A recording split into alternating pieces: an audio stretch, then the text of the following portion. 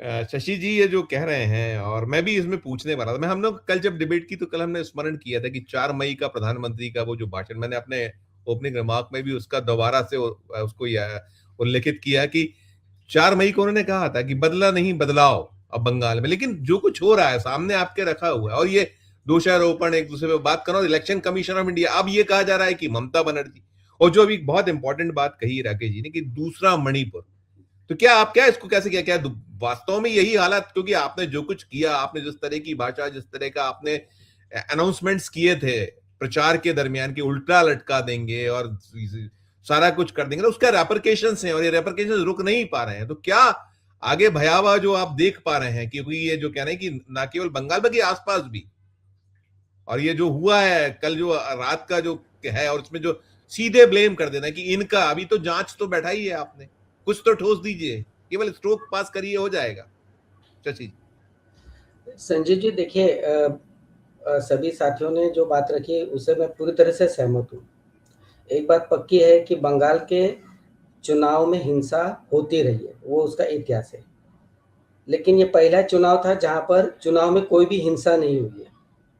ये चुनाव के बाद हुई है। अब बात हुई तो कब हुई है?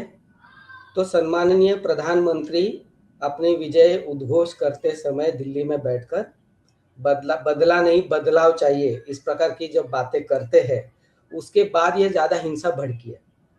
तो इशारा क्या दे रहे थे? बदलाव तो हो चुका था, है ना?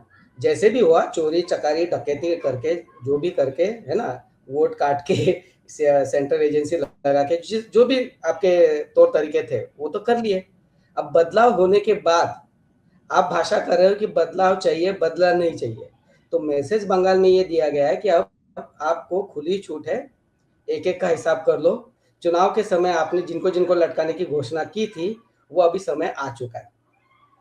दूसरी बात, अभी भी केयर टेकिंग गवर्नमेंट है। सत्ता अगर पूरे प्रशासनिक अधिकार जो है वो चुनाव आयोग के पास है। चुनाव आयोग नियंत्रित कर रही है। सेंट्रल के जितने भी सीआरपीएफ के जवान जितने भी तैनात आपने किए चुनाव को मैनेज करने के लिए, वो मैनेज करने के बाद भी 2-2.5 महीना आप वहाँ रखने वाले हो, ये घोषणा हो चुकी है, वो वहाँ है। और उनके आंखों के सामने हम जितने भी अभी वीडियोस देख रहे हैं, जितने भी फोटोज देख रहे हैं, उस सब में सीआरपीएफ के तमाम जवान जो है वो देख रहे हैं, और आगजनी हो रही है, मारकाट हो रही है, लूटमार हो रही है, ये सब हो रहा है। अब इस बैकग्राउंड पर कल की एक हत्या हो गई, दुखद है, लेकिन फिर सवाल खड़ा कर देती है देश के गृह मंत्री पर, चुनाव आयोग पर, सीआरपीएफ पर, कि आपकी सुरक्षा एजेंसियां क्या कर रही है। ये मामूली कोई कार्यकर्ता नहीं मारा गया है, potential leader of the opposition का पीए, है ना? नहीं, और अब तो पीए अब तो वो कितना, भाभी भाभी भाभी मुख्यमंत्री हैं, उनका नाम सबसे हाँ, ऊपरी। अभी भावी मुख्यमंत्री अगर हो भाभी गए तो, है ना, हो गए तो भावी मुख्यमंत्री है, ठीक है ना? तो उसके पीए को मारा जाता है ना, उनका मर्डर होता है, कोई क्लू नहीं अभी तक, और आप नतीजा उसका ये घोषणा कर देते हो कि फलाने फलाने ने किया होगा, उनको अभी अरेस्ट किया जाए। ये नेपथ्य बनाया गया है। ममता बनर्जी, अभिषेक बनर्जी, इनको कैसे भी करके जेल में ठूस दिया जाए। बंगाल की दिक्कत यह है कि ममता बनर्जी जैसे जो कद्दावर नेता है, उनको अगर ये हाथ नहीं लगाएंगे तो बंगाल के भीतर का जो सामाजिक समीकरण है वो बिगाड़ नहीं सकते, वो कब्जे में नहीं ले सकते। अब ये डिकंस्ट्रक्ट होगा सब। बंगाल पिछले 100-150 साल में जैसे जैसे भी खड़ा हुआ था, जिन भी परंपराओं से, उन सारी परंपराओं को तोड़ना है। तो तोड़ना है तो सबसे पहले राजनीतिक सत्ता जो ममता बनर्जी के रूप में दिखाई देती है, उस सत्ता को पहले किनारे कर दो। तो पोलिंग ये वोटिंग में से तो आपने सब मैनेज कर लिया। अब वो जो चेहरा है उस चेहरे को जेल में डाल दो, उसके लिए नेपथ्य रचना बनाई गई है। तो आने वाले दिनों में बंगाल शांत होगा ऐसा मुझे नहीं लगता, क्योंकि सत्ता का पक्ष सत्ता मिलने के बाद ये चाहेगा कि सबसे पहले उस राज्य में शांति बने। वो बिल्कुल कोई भी बिल्कुल सत्ता में आने वाला दल अशांति नहीं चाहता। भाजपा एकमात्र पार्टी ऐसी है कि जो सत्ता पाने के बाद सबसे ज्यादा गड़बड़ी करती है, क्योंकि बिल्कुल उसका बिल्कुल। डीएनए वैसा है। अब बात समझ लीजिए, डीएनए का मामला है। मूल डीएनए बीजेपी का क्या है? मूल डीएनए बीजेपी का हिंसा का है। बीजेपी का डीएनए में कहीं भी सृजन नहीं है, इसलिए उनके जो आइकन है, वो जो इमेजेस वो बनाते हैं, वो क्या प्रतीक किस रूप के वो इस्तेमाल करते हैं, है ना? धनुर्धारी राम है ना? कोई कृष्ण नहीं है बांसुरी वाला धनुर्धारी राम है। आधुनिक क्या प्रतीक इस्तेमाल कर रहे हैं? जेसीबी इस्तेमाल कर रहे हैं। तो वही चलता है सिलसिला। तो गुजरात में भी यही हुआ है मोदी साहब आने के बाद, क्योंकि देश का सबसे बड़ा जो नेता भाजपा की तरफ से है और हमारा प्रधानमंत्री बना हुआ है, उनका राजनीतिक करियर ही हिंसा पर है। तो उसके बाद तो ये सारे हिंसा का चक्र तो चलते ही रहेगा। और बंगाल के भीतर आने वाले दिनों में हिंसा बढ़ाना ये बीजेपी की सांस्कृतिक राजनीति की जरूरत है। बहुत बढ़िया बात, बहुत बीजेपी बढ़िया। के सांस्कृतिक राजनीति की जरूरत है। उनको ईश्वर चंद्र विद्यासागर से लेकर राजा राम मोहन राय, जिन्होंने सती प्रथा के खिलाफ में काम किया था, वो सारे जो आइकन्स है उनको ध्वस्त करना है। अब शुरू में थोड़ा लेनिन का पुतला ढह के करेंगे, है ना? वो न्यूट्रल हो जाता है, लेनिन बाहर वाला है, कम्युनिस्ट है ना? तो हजम होगी बात। तो धीरे धीरे ईश्वर चंद्र विद्यासागर भी आ जाएंगे, आगे चलकर नेताजी बोस भी आ जाएंगे, स्वामी विवेकानंद भी आ जाएंगे। ये सांस्कृतिक राजनीति का हिस्सा के रूप में चल रहा है। गुजरात में ये हुआ है। गुजरात के दो बड़े हस्ती जिन्होंने इस देश को आजादी दिलाई और हम जिनको सर आंखों पर रखते हैं, वो महात्मा गांधी, उनकी हत्या होने के बाद से हम लोग गुजरात में उनकी इमेज को खत्म करने की कोशिश भाजपा की तरफ से हुई। और दूसरे सरदार वल्लभ भाई पटेल, जिनको इन्होंने अपने सर पर कांधे पर रखा, है ना? और कांधे के रखने के बाद अभी क्या परिस्थिति है कि सरदार पटेल का नाम और निशान उन्होंने खत्म कर दिया, स्टेडियम का नाम तक नहीं रखा, वहां पर अभी नरेंद्र मोदी स्टेडियम आ गया। तो वो वाली स्थितियां बंगाल में अगर लानी है तो सबसे पहले सांस्कृतिक राजनीति को आगे बढ़ाने के लिए इस तरह की हिंसा करनी पड़ेगी। हिंसा करके इन सारे एलिमेंट्स को खत्म करना पड़ेगा, क्योंकि देखिए भद्र और अभद्र राजनीति के बीच का संघर्ष है। और बंगाल की परंपरा भद्र राजनीति की है ना? उसको कोई हिंसा को कोई जस्टिफाई नहीं करता, भले ही हिंसा होने दो। और हिंसा के राजनीतिक अधिष्ठान को हमेशा बंगाल में महत्व दिया गया है। यहाँ पर कोई राजनीतिक अधिष्ठान का सवाल नहीं आता है। अपनी सांस्कृतिक राजनीति को आगे बढ़ाना है तो इनको एक एक करके खत्म कर दो और गुंडा राज कायम करो। तो बेसिकली कॉर्पोरेट माफिया गुंडा राज जो है वो अभी एक्सपांशनिस्ट मोड में आ चुका है। आखिरी बात मैं कहूंगा संजू जी, वो ये है कि नरेंद्र मोदी के नेतृत्व में भाजपा 2024 का चुनाव हार चुकी है, ठीक है? वो कम सीट पा चुकी है और हम बार बार कह रहे हैं कि 240 भी चोरी चकारी करके लेकर आई है, ठीक है? अब इस बैकग्राउंड पर दिल्ली जीतना कोई महत्व वाली बात नहीं थी। बंगाल जीतने के बाद ये कॉन्फिडेंस आ जाता है, क्योंकि बंगाल है ना? तो ये कॉन्फिडेंस अगर अपने कार्यकर्ताओं के भीतर और देश के भीतर और राजनीतिक दलों को, विपक्ष के राजनीतिक नेताओं को अगर कोई स्ट्रॉन्ग मैसेज देना है तो वो बंगाल से दिया जा सकता है कि हमने दीदी को ठिकाने पे लगा दिया तो फिर तुम किस खेत की मूली हो, तुम सबको हम लोग देख लेंगे। ये वाला एटीट्यूड नजर आ रहा है और इसका आपको परिणाम देख लीजिए, धीरे धीरे उसका प्रतिबिंब तमिलनाडु की राजनीति पे दिखने लगा है। और शशि जी ने तो महाराष्ट्र में देखा है कि वहां कैसे अल सुबह वो शपथ कौन भूल पाया होगा कि ऐसी तो कभी हम लोगों ने देखा नहीं। हम लोग भी जो भी कहा, लंबी लंबी हम लोग की पारी है पत्रकारिता की, और आप यहां जब आता है तमिलनाडु में, आप कहते हो नहीं नंबर तो हमें 118 चाहिए, हमको फ्लोर टेस्ट नहीं है, हमें यहाँ टेस्ट करके दिखाइए। लोक भवन नाम उसका राजभवन से लोक भवन कर दिया है, लेकिन काम वही लाट साहब वाला है। टिप्पणी सर आपकी दोनों चीजों पे बिहार भी करिएगा। जो नीतीश कुमार कब तक चलेगा ये उनका खामोश रहना, या चल कहीं है उनमें तो कुछ स्पार्क देख पा रहे हैं कि बचाएगी कहीं वो फिर वो जो किया करते थे पहले कुछ, क्योंकि है एक बैसाखी तो है दोनों पर। आपकी टिप्पणी में समअप करूंगा विनय जी। नहीं संजीव जी, ये जो बैसाखी की आप बात कर रहे हैं ना, वो बैसाखी कोई बैसाखी की जरूरत है अभी, उस प्रकार की स्थिति हो गई है। ये भी ठीक, ये भी ठीक।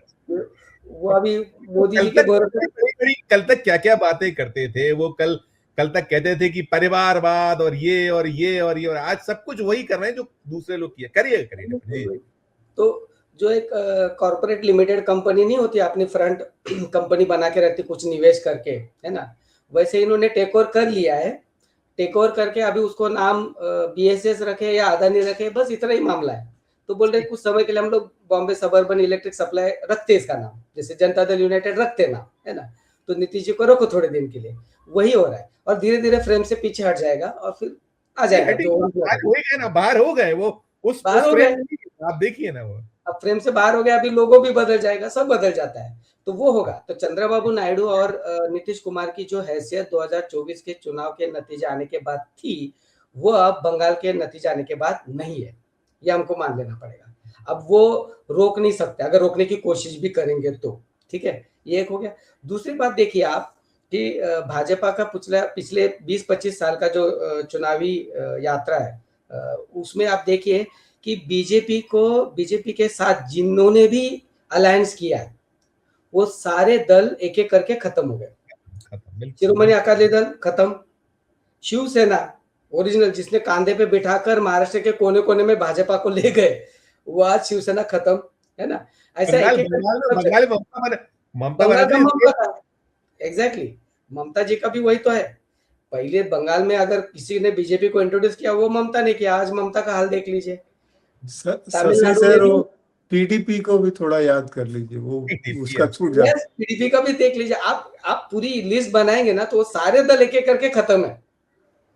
तमिलनाडु में आने वाले दिनों में वो खेल होगा। डीएमके ने भी कभी एक जमाने में किया हुआ है अलायंस, ऐसा नहीं कि नहीं किया है।